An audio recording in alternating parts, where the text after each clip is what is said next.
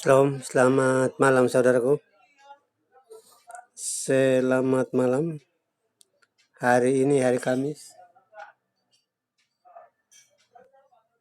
Hari Kamis tanggal 24 bulan November tahun 2022. Hari ini hari Kamis bulan November tanggal 24 tahun 2022. Saya menjumpai Anda kesekian kalinya. Saudaraku, khususnya Anda yang berasal dari Pulau Timur bagian barat. Saya berbicara khusus kita orang Timur yang mengenal firman Tuhan, yang mengenal Pancasila, mengenal Sumpah Pemuda, Pancasila sebagai dasar negara, sila yang pertama ketuhanan yang Maha Esa. Di dalam ayat Alkitab orang Kristen terdapat 8 ayat yang mencatat tentang Tuhan pencipta langit, bumi, laut, dan segala isinya, Tuhan kita Esa. Anda sebagai orang Timur, saya Lukas Tamono mengajak Anda yang dari 5 kabupaten dan 1 kota media di Pulau Timur bagian barat, agar Anda mempertahankan Pancasila sebagai dasar negara kesatuan Republik Indonesia. Karena di dalamnya ada tercatat 8 ayat Alkitab orang Kristen bahwa Tuhan pencipta langit, bumi, laut, dan segala isinya, Tuhan kita Esa. Namanya Yesus Kristus. Saudaraku, itu disebut selama 2000 tahun lebih, 2022 tahun. Yesus Kristus sebagai juru selamat dunia menghapus dosa yang telah turun menjadi manusia, sama seperti saya dan Anda. Dia lahir dari seorang perempuan, lahir dari Maria, dan umur 8 hari ia dibawa ke Bait Allah untuk diserahkan sesuai dengan adat istiadat orang Yahudi.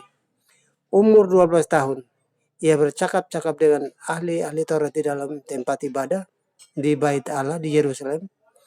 Dan lebih dari itu, dia dibaptis. Dan umur 31 tahun, ia mulai bekerja. Pada saat ia dibaptis oleh Yohanes Pembaptis di Sungai Yordan. Markus pasal yang pertama ayat yang ke-9.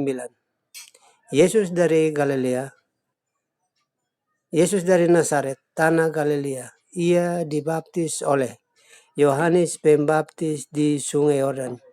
Pada saat Yesus dibaptis dan Yesus keluar dari air, ada seekor burung merpati duduk di atas kepalanya, dan ada suara terdengar dari surga, dari langit, bahwa inilah anakku yang kukasihi, kepadanya aku berkenan. Dia dibaptis oleh Yohanes Pembaptis di Sungai Yordan. Dia bekerja 3,5 tahun. Setelah itu ia ditangkap di Yerusalem. Ia dihadapkan ke mahkamah agama. Di sana ia dijatuhin hukuman mati. Ia mati dan ia bangkit pada hari yang ketiga. 40 hari kemudian ia bersama-sama dengan murid-muridnya. Setelah itu dia naik ke surga. Sebelum dia naik, ia berjanji kepada murid-muridnya. Kisah Rasul pasal 1 dan pasal 2. Kamu jangan tinggalkan Yerusalem.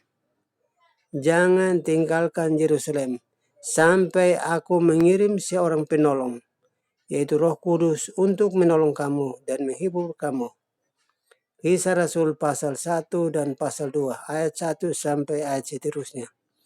Saudaraku, itulah janji Tuhan Yesus ditepati 10 hari kemudian, yaitu memperingati hari, saudaraku, yang disebut hari ke-50, yaitu perjamuan. Di situ semua orang berkumpul di Yerusalem. Mereka melihat Yesus waktu naik dan mereka dijanjikan Roh Kudus. Pada saat mereka berkumpul di dalam rumah ibadah, maka Roh Kudus itu turun seperti angin tofan, dan di situ mereka berkata-kata dengan bahasa lain.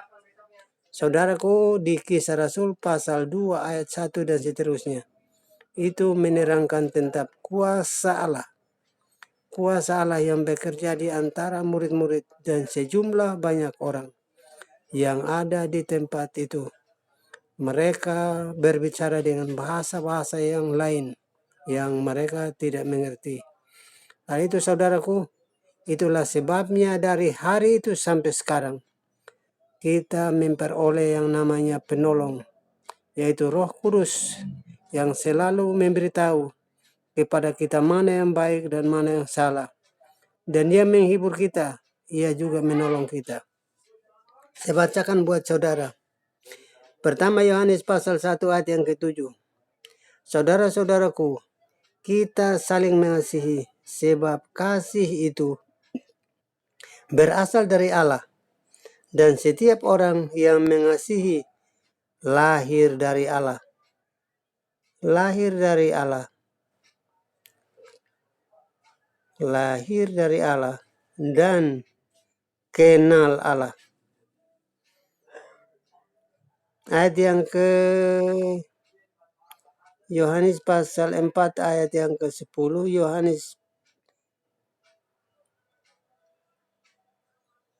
Yohanes pasal 4 ayat yang ke-10. Saya baca ulang buat saudara. Inilah kasih itu, bukan kita yang telah mengasihi Allah, tetapi Allah yang telah mengasihi kita. Ia telah mengutus anaknya yang tunggal, anaknya sebagai pendamaian dosa-dosa kita. Pertama Yohanes pasal 4 ayat yang ke-10. Yang ketiga, Sakaria pasal 9 ayat yang ke-11.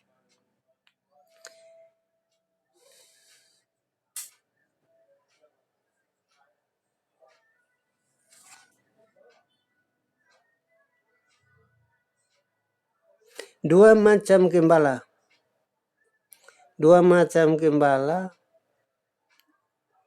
dibatalkan perjanjian. Pada hari itu, maka tahulah pedagang-pedagang domba yang mengamat-amati aku bahwa itu adalah firman Tuhan. Ayat yang ke Imamat pasal 17 ayat yang ke-11. Imamat yang ke-17 ayat yang ke-11. Karena makhluk ada di dalam darah. Karena makhluk ada di dalam darah, dan aku telah memberikan darah itu padamu di atas mezbah untuk pendamaian dengan perantaraan nyawa. Jadi saudaraku, kalau nyawa itu sama dengan darah. Saya sudah bersaksi kepada teman-teman yang ada di Komsel, di gereja, bahwa pada zaman Taurat, menurut kebiasaan orang-orang dulu, termasuk ayah saya, mereka membungkus nasar dan berdoa memberi permohonan pengampunan dosa dari Tuhan dengan cara memotong hewan. Dengan cara memotong hewan, orang-orang tua dulu mereka berdoa minta ampun kepada Allah. Imamat pasal yang ke-17 ayat yang ke-11. Karenanya makhluk yang ada di dalam darahnya, dan aku telah memberikan darah itu padamu di atas mezbah untuk mengadakan pendamaian bagi nyawamu, karena darah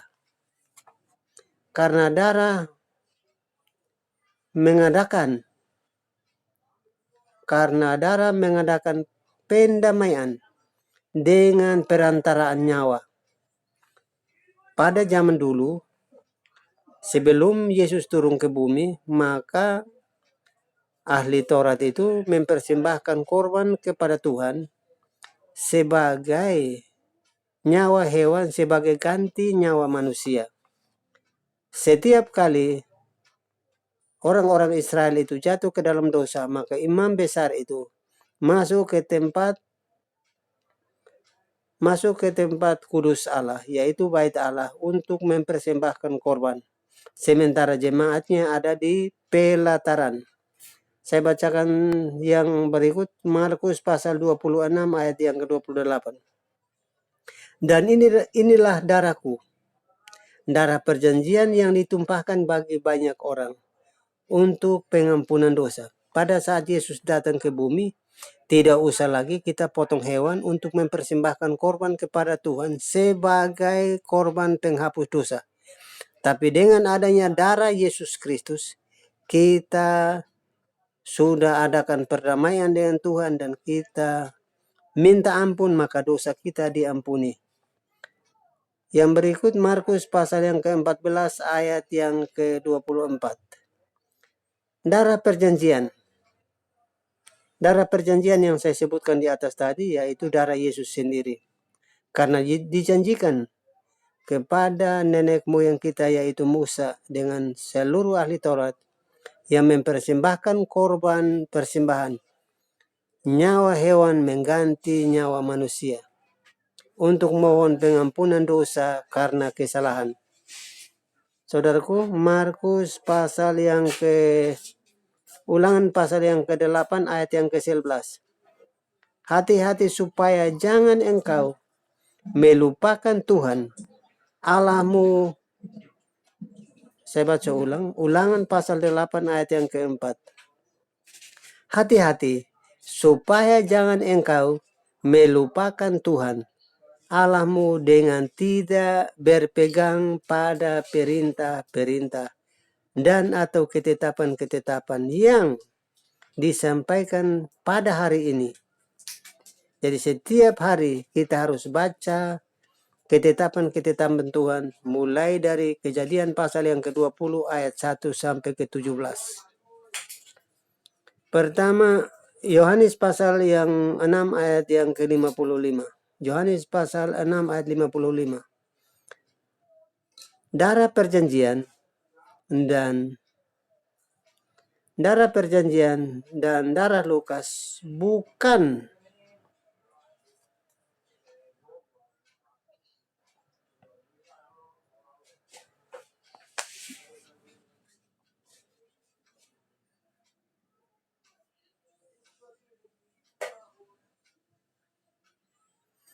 darah perjanjian dan darah Lukas bukan darah karnival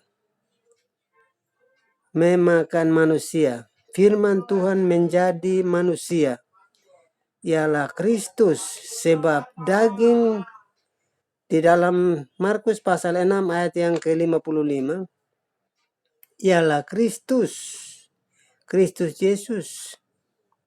Dia berkata bahwa firman telah menjadi manusia ialah Kristus, sebab dagingku adalah benar-benar makanan dan darahku adalah benar-benar minuman. Saudaraku, biasanya itu terjadi di perjamuan kudus. Kalau di gereja itu setiap akhir bulan itu ada perjamuan kudus. Roti mengganti darah Kristus dan roti mengganti tubuh Kristus dan darah mengganti anggur. Jadi anggur adalah mengganti darah Yesus dan roti mengganti tubuh Yesus. Jadi kita bukan mengartikannya sebagai kita pemakan manusia, tapi benar-benar roti yang turun dari surga yaitu tubuhnya Yesus kita makan supaya menjadi perjanjian baru sebagai ikatan pendamaian dosa antara kita dengan Tuhan. Kita dibebaskan dari dosa. Karena itu Kristus lahir ke dunia. Darahnya menjadi darah perjanjian sebagai pengganti penghapus dosa manusia. Yang berikut Keluaran pasal 16 ayat yang ke-25. Orang Israel makan mana 40 tahun lamanya di padang gurun. mereka sampai tiba di tanah Kanaan. Orang-orang Israel makan mana selama 40 tahun lamanya sampai mereka tiba di tanah didiami orang-orang mereka. Makan mana sampai tiba di perbatasan tanah Kanaan. Anak Musa memanggil Tuhan itu bapaknya karena telah selamatkan umatnya. Anak Musa memanggil Tuhan itu bapaknya karena telah selamatkan umatnya.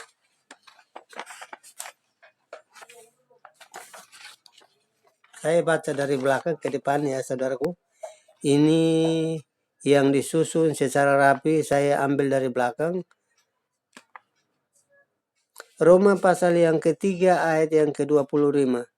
Kristus telah ditentukan Allah menjadi jalan pendamaian karena iman di dalam darah.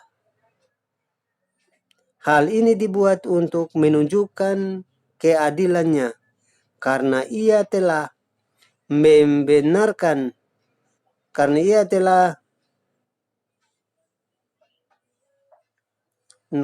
telah membiarkan dosa yang terjadi dahulu pada masa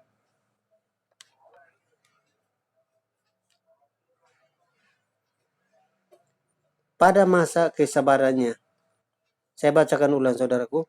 Kristus Yesus telah ditentukan Allah menjadi jalan pendamaian karena iman di dalam darahnya.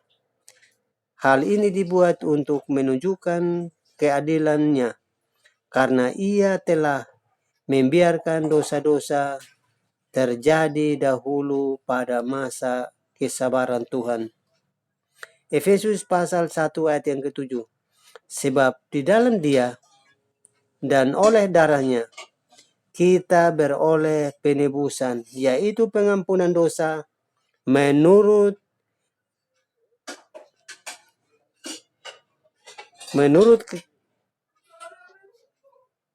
kenyataan kasih karunia-Nya. Menurut kekayaan kasih karunia-Nya. Saya baca ulang, sebab di dalam Dia dan oleh darahnya kita beroleh penebusan, yaitu pengampunan dosa menurut kekayaan kasih karunia-Nya. Kolose pasal 1 ayat yang ke-4. Tentang tempat kudus yang ada di bumi. Tetapi ke dalam kemah. Yang kedua, hanya imam besar saja yang masuk setahun sekali untuk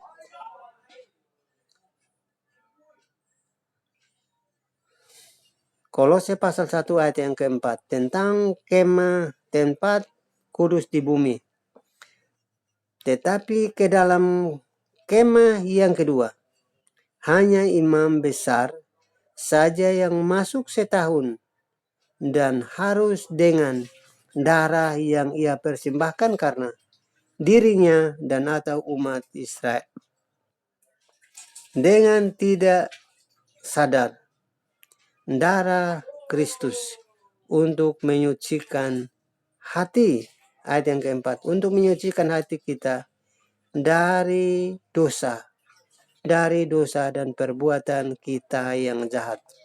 Ibrani pasal yang ke-4 ayat yang ke-12. Firman Tuhan seperti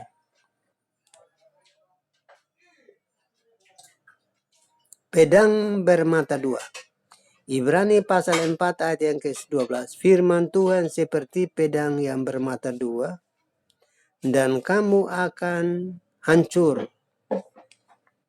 Jadi, saudaraku, kalau berbicara tentang firman Tuhan, hanya iya dan amin. Dari Kejadian sampai kitab Wahyu. Tidak ada satu titik pun, tidak ada satu koma pun yang dinyatakan hilang sebelum langit dan bumi ini jadi lenyap. Berarti firman Tuhan ini kekal. Dulu, sekarang, dan selamanya. Saya baca terus saudaraku. Roma pasal 8 ayat yang ke-14. Semua orang yang dipimpin roh Allah adalah anak-anak Allah. Ayat yang ke-11. Dan jika roh diam dan jika roh dia yang telah bangkitkan Yesus dari antara orang mati diam di dalam kita, maka ia yang telah membangkitkan Kristus Yesus dari antara orang mati akan menghidupkan kita juga. Tubuhmu yang fana itu oleh rohnya yang diam di dalam kamu. Saudaraku, Roma ayat yang ke-8, Roma pasal 8 ayat yang ke-12. Roma pasal 8 ayat yang ke-12. Saudara-saudaraku, kita adalah orang-orang yang berhutang, tetapi bukan pada daging, supaya hidup menurut daging. Ayat yang ke-14. Sebab semua orang yang dipimpin oleh roh adalah anak-anak Allah. Saya baca ulang di ayat yang ke-12. Jadi saudara-saudaraku, kita adalah orang-orang yang berhutang, tetapi bukan hutang pada daging, supaya hidup menurut daging. Ayat yang ke-14. Sebab semua orang yang dipimpin oleh roh adalah anak-anak Allah. Galatia pasal 4 ayat yang ke-7. Karena kamu adalah anak-anak, maka Allah telah menyuruh roh anaknya ke dalam hati kita yang berseru, ya Aba, ya Bapa. Jadi kamu bukan lagi hamba, melainkan anak. Maka kamu adalah ahli waris kerajaan sorga. Jadi saudara yang hidup di luar Tuhan, jangan mimpi. Jangan mimpi kalau saudara mau masuk ke dalam kerajaan Allah. Apalagi saudara yang menghina Roh Kudus. Apalagi yang saudara menolak baptisan selam. Karena kerajaan Allah itu tempat Allah berdiam dan di sana kudus. Di sana kudus dan tidak ada kenajisan dan tidak ada hal-hal duniawi di sana. Roma pasal 8 ayat yang ke-14. Semua orang yang dipimpin roh Allah adalah anak-anak Allah. Ayat yang ke-11. Dan jika roh diam yang telah membangkitkan Yesus dari antara orang mati diam di dalam kamu, maka ia telah membangkitkan Kristus Yesus dari antara orang mati, akan menghidupkan juga tubuhmu yang fana itu oleh rohnya yang diam di dalam kamu. Roma pasal 8 ayat yang ke-12. Jadi saudara-saudaraku, kita adalah orang berhutang, tetapi bukan pada daging, supaya hidup menurut daging. Ayat yang ke-14. Sebab semua orang yang dipimpin oleh roh Allah adalah anak-anak Allah. Saya sengaja baca berulang-ulang. Anda yang menangkap siaran ini, Anda bisa mencatat. Supaya Anda bisa pelajari, karena sorga bukan berbicara tentang makan, minum, dan pakai. Sorga berbicara tentang kebenaran dan damai sejahtera. Sorga berbicara tentang kebenaran dan damai sejahtera. Tidak berbicara tentang makan dan atau minum.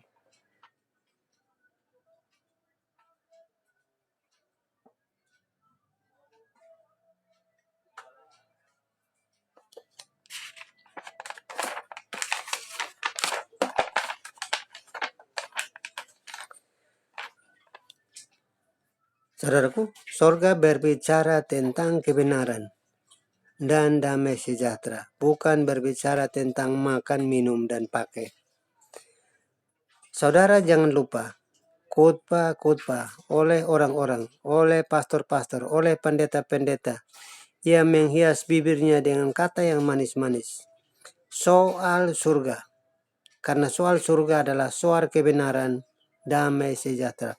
Pertama Petrus pasal 1 ayat yang 9.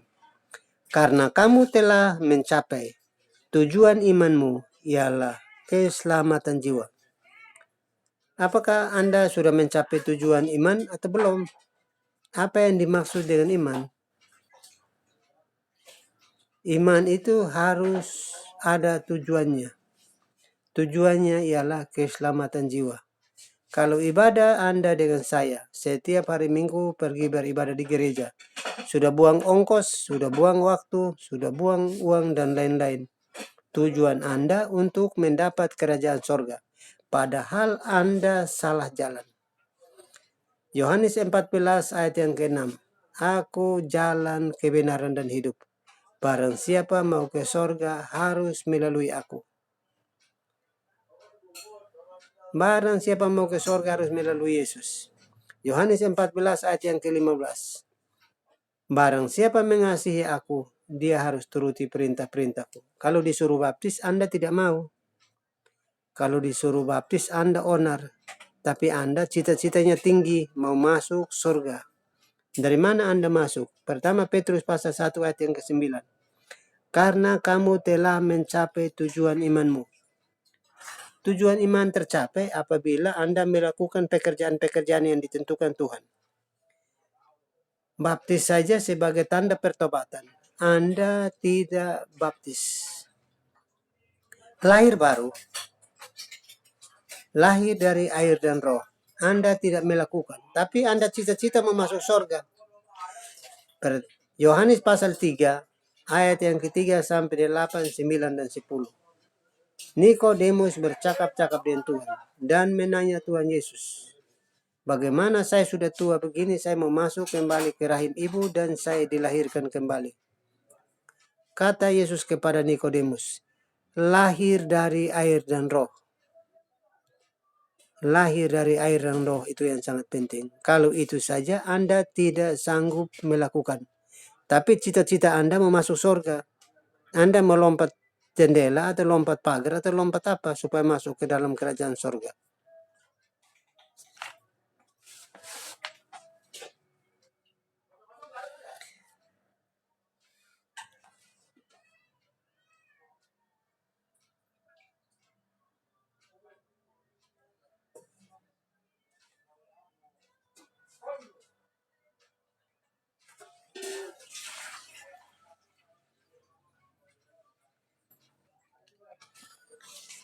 Saya memberitahu tentang arti dari baptisan.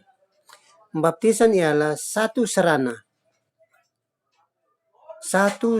Allah dalam sakramen. Baptisan untuk menghapus dosa manusia.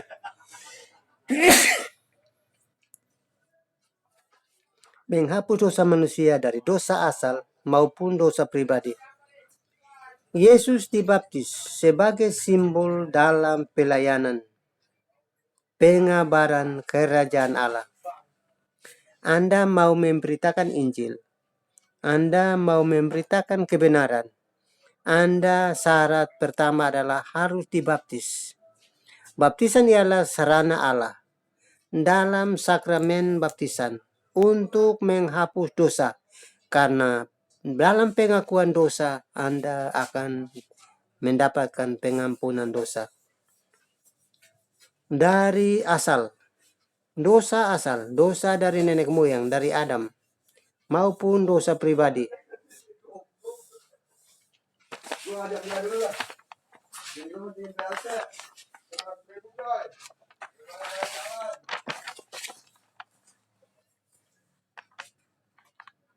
Pertama Timotius pasal 1 ayat 13 sampai 15. Dahulu saya Lukas, seorang penjahat. Walaupun saya sudah beragama Kristen. Walaupun saya udah tahu nama Tuhan Yesus. Tuhan Yesus limpahkan kasih-Nya limpahkan kasih karunia-Nya padaku dengan iman padanya. Kristus Yesus datang ke dunia untuk selamatkan saya, orang yang berdosa ini.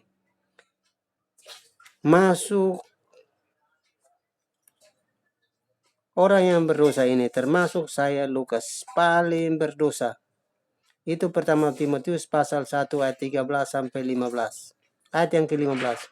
Kristus Yesus datang ke dunia untuk selamatkan orang berdosa, termasuk saya, Lukas ini, yang paling berdosa. Tetapi justru saya dikasihani oleh Yesus Kristus agar di dalam diriku sebagai orang paling berdosa, Kristus menunjukkan kesabarannya. Dengan demikian, Lukas menjadi contoh bagi mereka yang kemudian percaya kepada Yesus. Mereka dibaptis dan mereka dapat pengampunan dosa. Itu saudaraku, saya bacakan ulang. Pertama Timotius pasal 1 ayat 13 sampai ke 15. Dahulu saya, Lukas, seorang penjahat, walaupun saya sudah Kristen. Walaupun Tuhan Yesus limpahkan kasih karunia-Nya padaku dengan iman pada Yesus. Karena Kristus Yesus datang ke dunia untuk selamatkan saya, orang berdosa ini. Ya, termasuk saya, Lukas ini, yang paling berdosa. Tapi justru dikasihani agar di dalam diriku sebagai orang paling berdosa, Kristus menunjukkan contoh bagi mereka yang kemudian percaya kepadanya mendapat hidup yang kekal. Itu saudara, saya udah baca berkali-kali ya. Anda mencatat supaya Anda akan melakukan firman itu di dalam hidup Anda. Kedua Korintus, Matius pasal yang ke-11 ayat yang ke-28. Saya, Lukas, punya beban berat, maka saya datang pada Yesus untuk pikul kuk yang Tuhan pasang dengan rendah hati. Sebab kuk yang Tuhan pasang padaku itu enak dan ringan beban. Itu Matius pasal 11 ayat yang ke-28. Matius pasal 11 ayat 28. Saya, Lukas, punya beban berat, maka saya datang kepada Yesus. Ayat 29. Untuk pikul kuk yang Tuhan Yesus pasang padaku dengan rendah hati. Saya datang sebab kuk yang Tuhan pasang padaku itu enak dan ringan bebanku. Saudaraku, supaya saya lepas dari beban, maka saya berdoa, minta kelepasan dari Yesus Tuhan. Mazmur pasal yang ke-51 ayat 7, ayat 16 dan 17. Sesungguhnya di dalam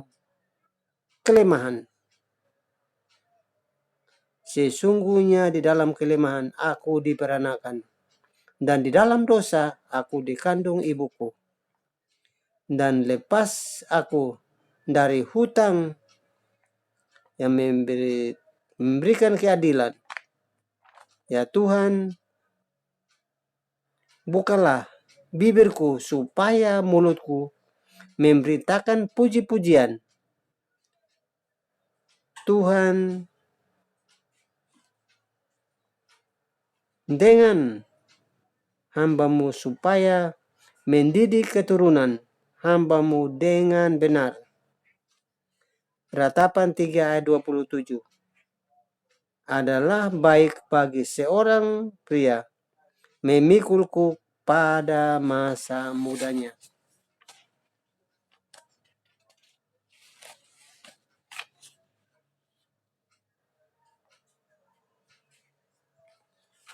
Banyak pertanyaan dari ahli Taurat. Katanya, dengan kuasa apa kamu adakan mujizat-mujizat ini. Markus pasal yang ke-11 ayat 29, 30, 31, 32, dan 33. Jawab Yesus katanya, saya tidak menjawab dengan kuasa mana ia melakukan mujizat-mujizat. Jawab Yesus pada mereka, baptisan Yohanes itu dari sorga atau dari manusia? Ayat 33. Ahli Taurat tidak jawab. Kata Yesus, jika kuasa manakah aku lakukan hal-hal itu? Markus pasal 1 ayat yang 9 dan ke-10. Waktu itu datang Yesus dari Nazaret, tanah Galilea. Saya ulangi yang tadi. Waktu itu Yesus datang dari Nazaret, tanah Galilea. Dan ia dibaptis oleh Yohanes Pembaptis di sungai Yordan. Saudara, kalau saya baca berulang-ulang berarti ayat itu sangat penting. Pintu masuk. Anda seperti seorang mau bepergian ke suatu tempat. Berangkat dari satu daerah ke daerah lain, Anda harus memiliki tiket sebagai pas masuk. Kalau Anda tidak memiliki tiket, maka Anda tidak akan bisa dapat melaksanakan perjalanan karena tiket masuk Anda tidak ada. Artinya Anda tidak membeli tiket. Markus pasal 1 ayat 9 dan ayat 10 sudah telah jelas. Yohanes 12 ayat 24. Sesungguhnya jikalau biji gandum tidak jatuh ke dalam tanah dan mati, ia tetap satu biji saja. Tetapi jika ia mati dan ia menghasilkan buah banyak. Jadi kalau Anda tidak pernah dibaptis, tidak masuk ke dalam air dan tidak dibaptis, maka Anda tidak berbuah. Anda biar bicara mulut Anda berbusa-busa, jemaat tidak akan mendengarkan Anda. Dan Anda akan menjadi batu sandungan buat orang lain dengan perkataan manis yang dari mulut Anda. Jadi Anda yang mendengarkan siaran ini, Anda harus mikir berkali-kali untuk meninggalkan hidup yang lama dan datang kepada Tuhan Yesus. Roma pasal 6 ayat yang ke-8 dan 9. Sebab jika telah menjadi satu sama dengan kematiannya, kita juga akan menjadi satu sama dengan apa di dalam apa yang disebut dalam kebangkitannya. Jadi jika telah mati dengan Kristus, kita percaya bahwa kita akan hidup bersama dengan Dia. Tidak mati lagi dan maut tidak akan berkuasa atas Dia. Saudaraku, itu tentang baptisan. Kristus sudah mati dan dikuburkan ke dalam tanah. 3 hari dia bangkit. Anda kalau disuruh baptis, Anda juga harus dibaptis. Karena baptisan adalah tanda pertobatan. Paskah artinya kita ingat kematian dan kebangkitan Yesus. Keluaran pasal yang ke-12 ayat 6 sampai 36. Yohanes pasal 12 ayat 14 dan 15. Kisah Rasul pasal 2, pasal 1 dan pasal 2. Saudaraku, itulah sebabnya Tuhan menunjukkan kasih setianya kepada kita. Dengan limpah-limpahnya. Tuhan menunjukkan kasih setianya pada kita dengan limpah-limpahnya. Kalau Anda menyanyikan kebaikan Tuhan, kesabaran Tuhan, suatu hari nanti Anda menyesal tidak ada waktu untuk Anda bisa bertobat. Ibrani pasal 1 ayat 1-2. Setirah pada zaman dahulu Allah telah berulang-ulang kali dan di dalam berbagai cara Ia berbicara pada nenek moyang kita dengan perantara nabi-nabi. Maka zaman akhir Ia telah berbicara langsung dengan perantaraan anaknya yang telah ditetapkan sebagai yang berhak menerima segala yang ada oleh Dia. Allah telah menjadikan alam semesta. Saudaraku, Yesus Kristus hadir ke dunia untuk menyelamatkan isi dunia ini, termasuk Anda dengan saya yang membuat dosa sebanyak-banyaknya. Anda dengan saya datang pada Yesus, mohon ampun padanya, dan baptis di dalam nama Yesus, maka Anda mendapat pengampunan dosa. Kalau Anda tidak dibaptis, Anda tidak akan memperoleh pengampunan dosa.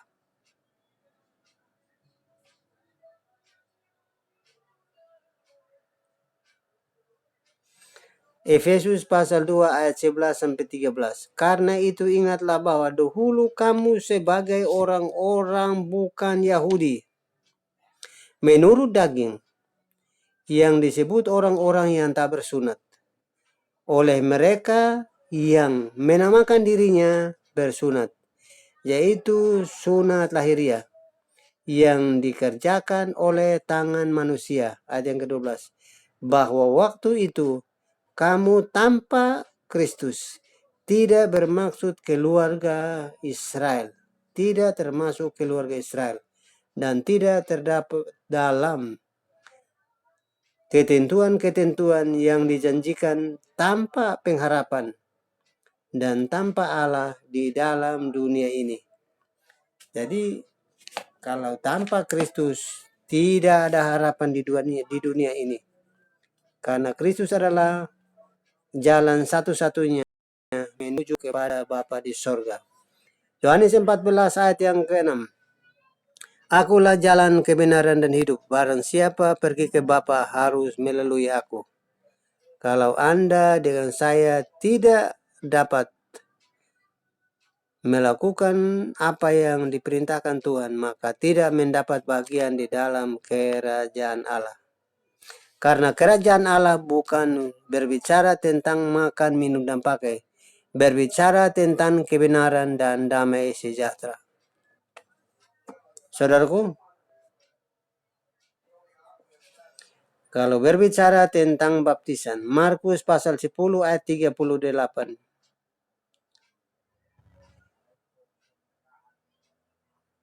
Yesus menjawab Yohanes dan Yakobus, kamu tidak tahu apa yang kamu minta. Dapatkah kamu meminum cawan yang harus kuminum dan dibaptis dengan baptisan yang ku terima?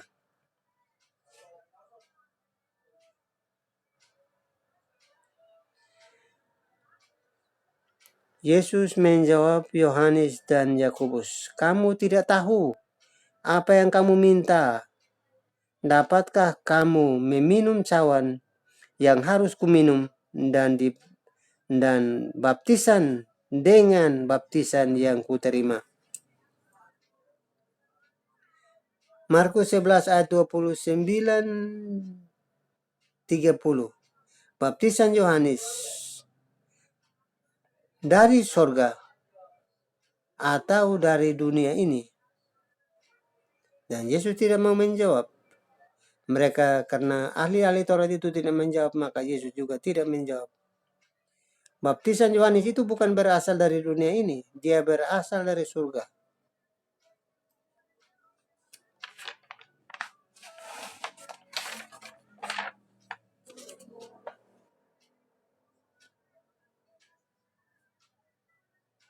Saudaraku,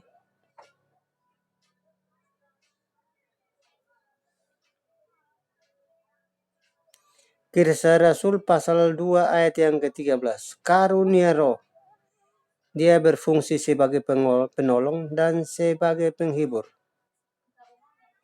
Karunia roh berfungsi sebagai penolong dan sebagai penghibur. Pertama Yohanes pasal 5 ayat yang ke-8. Ada tentang 3 saksi di bumi dan 3 saksi di sorga. Kalau 3 ada saksi di sorga, terdiri dari Bapa, Anak, dan Roh Kudus. Bapa, Firman, dan Roh Kudus. 3 saksi di bumi, roh, air, dan darah. Kalau saudara tidak bersama Yesus, maka saudara di luar daripada rencana Allah.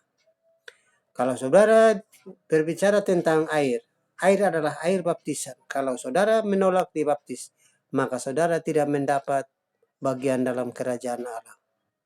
Kalau saudara menolak darah adalah darah anak domba, yaitu darah Kristus sendiri. Anda Kristus sendiri dibaptis, Anda menolak dibaptis di dalam air.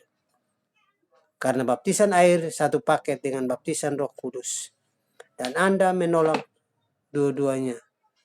Anda harus berpikir 2 kali. Anda yang berasal dari Pulau Timur bagian barat, saya mengajak Anda 5 kabupaten, Kabupaten Belu, Kabupaten Roa Malaka, Kabupaten Timur Tengah Utara, Kabupaten Timur Tengah Selatan, Kabupaten Kupang, dan Wali Kota Kupang. Anda saudaraku yang berasal dari sana, saudara harus perhatikan baik-baik. Jalan Tuhan adalah jalan kebenaran dan hidup.